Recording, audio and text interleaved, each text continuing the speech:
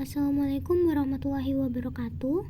Perkenalkan, kami dari kelompok 2 yang beranggotakan Ervina Rinka Oktarifada dengan NPM terakhir 86, Syarli Widya Antika dengan NPM terakhir 21, Tari Saputra Madani dengan NPM terakhir 68 yang akan mempresentasikan mengenai jurnal yang telah kami kaji, yaitu aplikasi analisa morfologi dan DNA berkoding pada penentuan jenis kepiting porselin Pisidia sp yang berasal dari Pulau Tunda, Banten.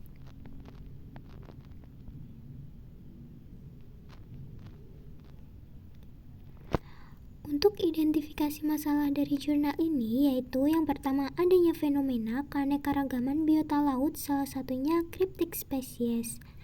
Yang kedua, tingginya keanekaragaman hayati kepiting Porcellinidae. Yang ketiga, sulit membedakan di antara jenis dalam kelompok kepiting Porcellinidae karena umumnya memiliki ukuran tubuh yang kecil.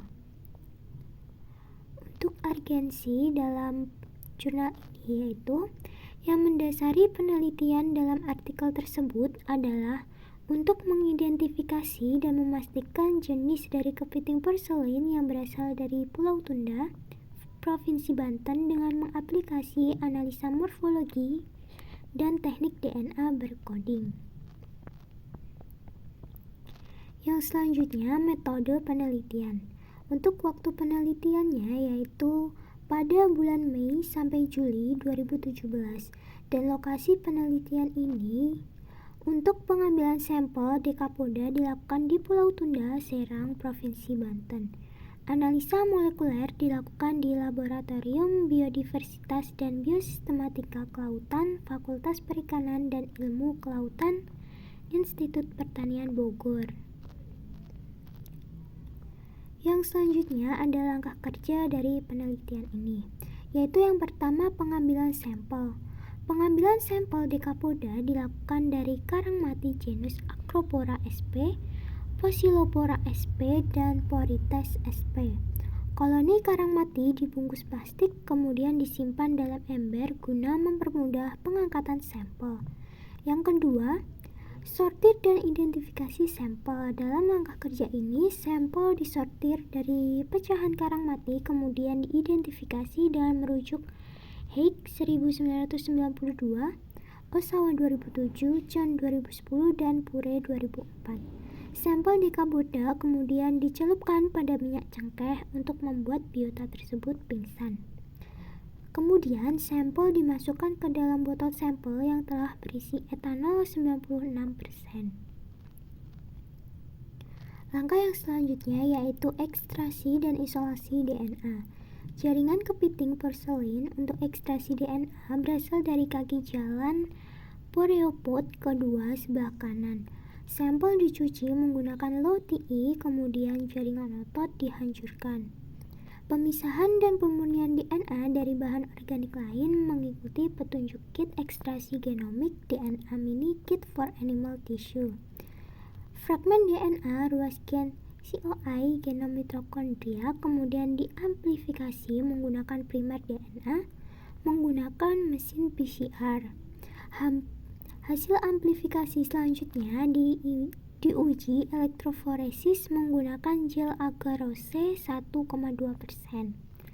Langkah yang selanjutnya yaitu perunutan fragmen DNA atau sequencing. Produk PCR dilanjutkan ke tahap sequencing dengan ABI-PRIMS 377 sequencer otomatis oleh fasilitas UAB DNA Sequencing Core. Langkah kerja yang selanjutnya yaitu analisa. Sampel kepiting porselin dianalisa morfologinya melalui foto yang telah diambil di mikroskop. Yang kemudian hasil perunutan nukleotida diedit secara manual berdasarkan kromatogram, kemudian dijadikan input dalam pencarian kesamaan gen menggunakan BLAST atau Basic Local Enrichment Search Tool.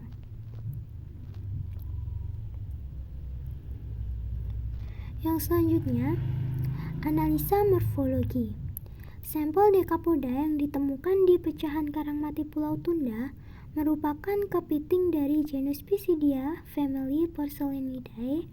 Berikut ini merupakan karakteristik dari morfologi Pisidia sp, yaitu yang pertama, kepiting Pisidia sp mempunyai bentuk rasio ukuran karapas lebih panjang dibanding lebar, dengan kulit permukaan dorsal pada karapas hampir mulus.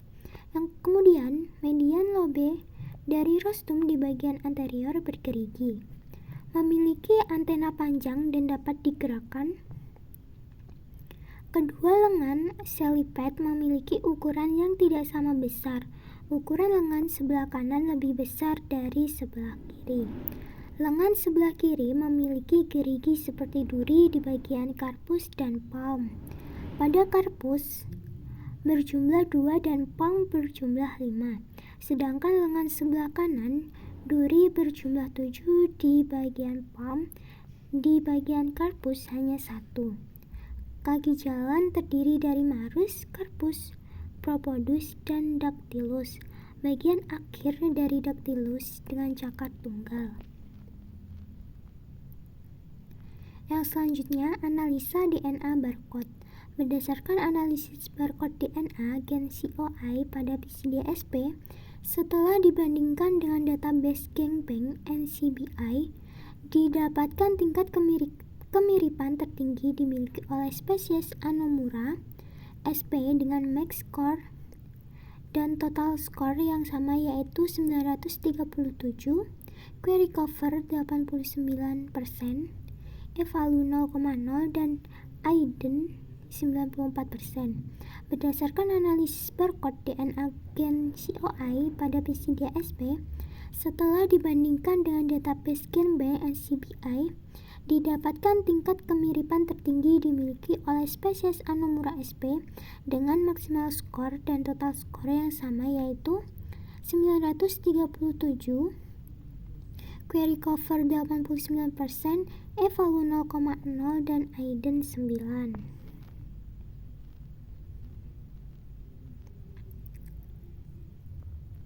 Selanjutnya untuk kesimpulannya yaitu yang pertama, hasil analisis morfologi secara keseluruhan menunjukkan bahwa spesimen kepiting porcelain yang berasal dari Pulau Tunda, Banten merupakan jenis Pisidia sp dari genus Pisidia.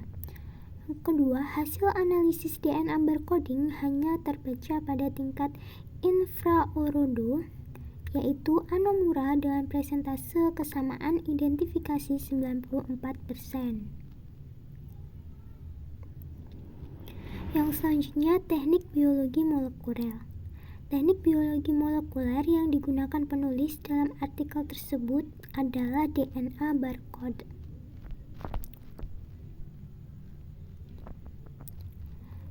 Teknik biologi molekuler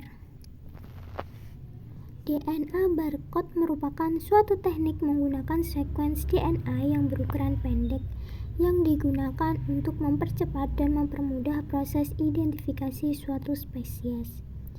Yang kedua, teknik DNA barcode merupakan sistem yang dirancang untuk melakukan identifikasi secara cepat dan akurat berdasarkan urutan basa nukleotida dari gen penanda pendek yang telah terstandarisasi, yaitu gen sitokrom oksidase subunit 1 atau COI.